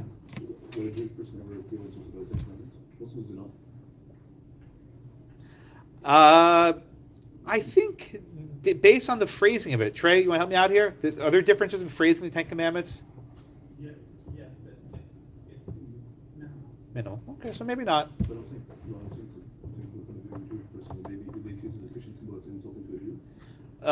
Some people might, yeah. Yeah. Well, but the question is, would you say that a person who found out insult by this is being unreasonable? See, that's okay. Now, thank you, Abdul. You segged right into my point. Can you add something? Yeah, just to Abdul's point, like I think it's less about who's offended by it and more of the principle of separation of church and state. Wait a minute. Where does the separation of church and state business come from? It's a principle. Where does it come from? Well, I think it comes from the Establishment Clause. How do we know that? Who wrote that phrase, separation of church and state? I think it's a penumbra. Oh, God. You know, please, on your exams, do not give me penumbras. That's not going to be the right answer. I haven't said nothing of the sort. Kenny? To answer your question, it comes from Thomas Jefferson writing to the Denver Baptist. Yeah, this phrase separation of church and state, which is basically the only thing people learn in public school at the ConLaw. It's all they ever learn. Right? It's not in the Constitution. It doesn't even come in the founding generation. It comes decades later by Thomas Jefferson, who's writing to a group of Baptists in Connecticut, where he says that there must be a separation between the church and the state. He was talking about the federal government, not the state government. At the time, most states had established churches. But regardless of its history, it does fit into our current penumbral constitutional law. Mostly messing with you. But the idea is it's this principle. I like principle than penumbra. So even if it doesn't offend people, does it make people feel that perhaps a religion is being endorsed by the state? And what makes the Establishment Clause so difficult is that there are a lot of tests. I won't teach you any of them, but there are a lot of tests. Some ask, is government endorsing religion? Right? Putting a Ten Commandments display on the wall. Some ask, is government coercing people? For example, must a student participate in a graduation ceremony with a prayer involved in it, right? Is it showing perhaps religious animus? In this case, for example, by saying we want to have certain religious tenets and not others. There are lots of different Establishment Clause tests, and the case coming up, the travel ban one, which will be argued tomorrow morning, 10 a.m., bright and early, will perhaps give us some insight what the actual test is. Kenny? Do we need to understand the lemon test? I didn't assign it because I don't think it's even good law anymore, but the answer is no. That's another hand somewhere. Yeah, Jonathan? Couldn't the adoption, even in the statute form of one religion, almost seem disparaging to all other religions, kind of like the Dulles and Brown v. Board of Education? Yeah. Yeah, because if you're not part of that religion, you're on the outside looking in. Yeah, doesn't it kind of make you feel like, well, I'm not that, so I must not be good? Yeah, and this is why I answered Abdul's question a little bit cautiously. Even if the phrase in the Ten Commandments might be slightly similar or different, if you put up a reproduction of the King James Version, the King James Bible, that's not perhaps the exact same phrase in a different religion. And then what if you're an atheist? You don't want any religion at all. So the Establishment Clause, as a modern legal doctrine, is very fuzzy. Trey? But no know what it means then. Put in Aramaic maybe, right? Make everyone angry. Yes. So the court's discussion, I only have a few minutes left, so I'm going to have to breeze through this one.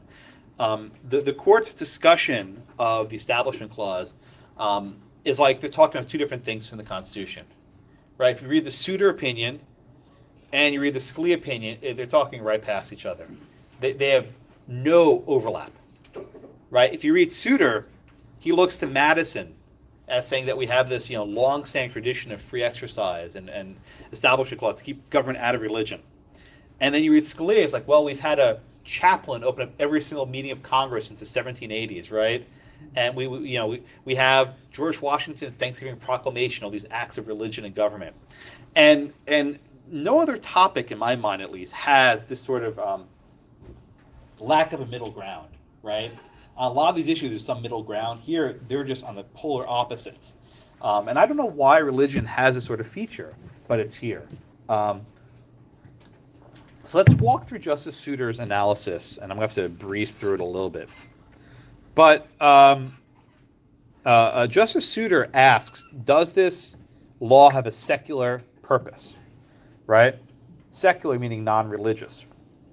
And importantly, he looks through three iterations, three versions of the display. And Justice Souter asks, what would a reasonable observer, remember the reasonable person in torts, right? In contracts? What would a reasonable observer watching these three versions of the display think about the purpose behind the Ten Commandment monuments, right?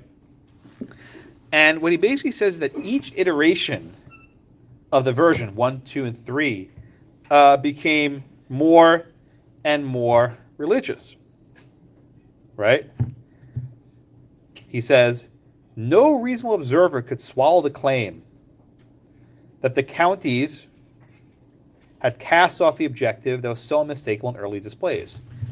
So even though they removed some of the religious language, he says, these are merely litigating positions. These weren't their true, sincere beliefs. And this creates a very interesting question of proof, a difficult question of proof, right? If the government says, okay, we may have had some sort of religious purpose before, but we've abandoned it. What Souter's basically saying is, no, you didn't. You're a liar. Liar, liar, pants on fire. I think it's very much going to be arguing tomorrow with respect to the travel ban, that there have been different iterations of the policy, each one perhaps a little bit more refined than the previous one. Has the initial purpose been abandoned? Right? Do you give deference to McCreary County, Kentucky? Do you give deference to the president when he describes a policy in this fashion? And then Justice Souter has this one line, which sounds really dirty, but it's called forever taint. He says, we do not decide that the county's past actions forever taint any efforts on the part to deal with the subject matter. We hold only that purpose needs to be taken seriously under the Establishment Clause and needs to be understood in light of context. An implausible claim that governmental purpose has changed should not carry the day in a court of law any more than in a head with common sense. So, in other words, if there was a bad purpose in the past, the court says it's probably still there, and you're trying to cover it up.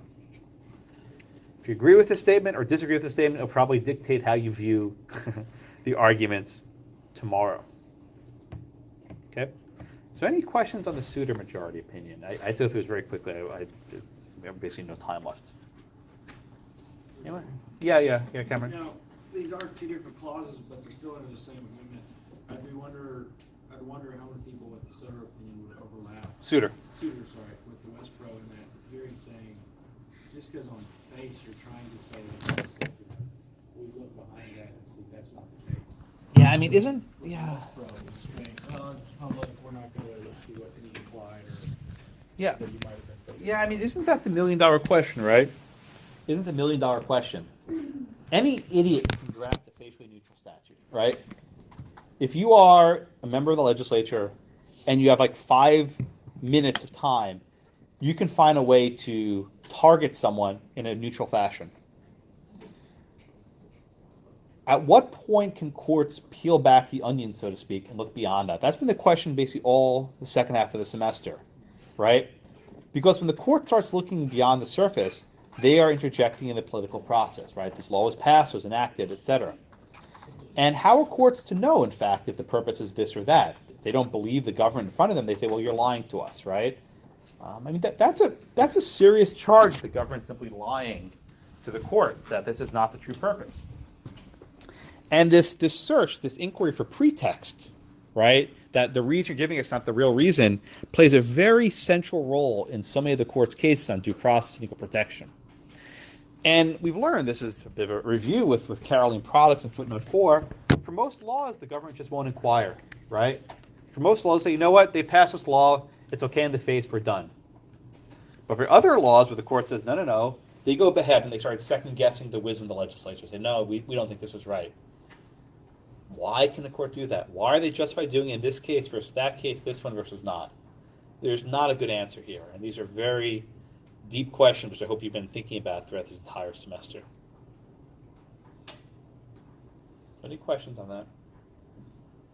Hey, Regina?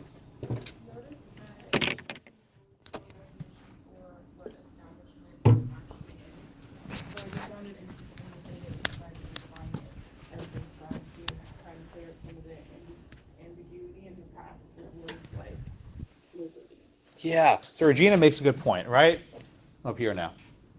Make no law respecting an establishment religion. Why do you think the majority doesn't really care about the text here? They don't make any focus on establishment. What does establishment mean?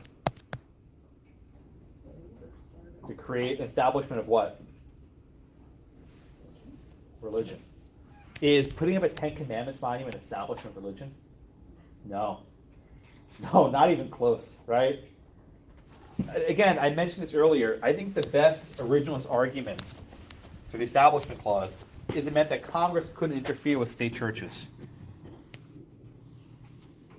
Right? I don't think it can be incorporated. Right? I agree with Kilmar. I don't think the First Amendment Establishment Clause can even be extended to the states. Federalism provision. But if it is, this simply means that the states can't establish churches. Does that mean they can't put up a Ten Commandments monument? By the way, in the Supreme Court, there's a depiction of the Ten Commandments. It's right above the justices, Moses holding the 2 tablets. There's also, Abdullah, a depiction of the Prophet Muhammad at the Supreme Court. You know about this, right? He's up there. There was actually a fatwa issued saying it's okay, just let it go. There was a petition in the 90s to remove it, a very, very vigorous petition.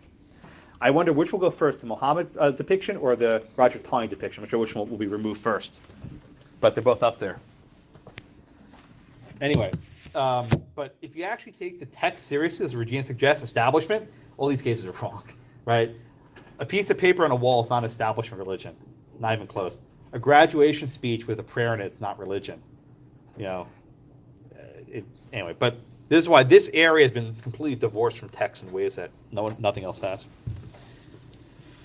Scalia here is pretty angry. I feel like I'm a broken record. He's pretty angry here. He cites all these historical instances where religion has been protected, the Establishment Clause, the Thanksgiving Proclamation. He discusses the Lemon Test, which Kenny asked me earlier, saying this test has been manipulated so many times. And he said these displays are constitutional. Okay. All right. Any questions? It's easily its own course. It is its own course. I know, easily, yeah. I took an entire class. I took a class in law school on the speech clause and the religion clause, separate classes. We don't have that here. No. Yeah, I took like probably 14, 15 credits of ConLaw in law school. Founders Constitution, English Constitution. Yeah. Can you see if you can push down these 2 courses? Make a request, see what happens.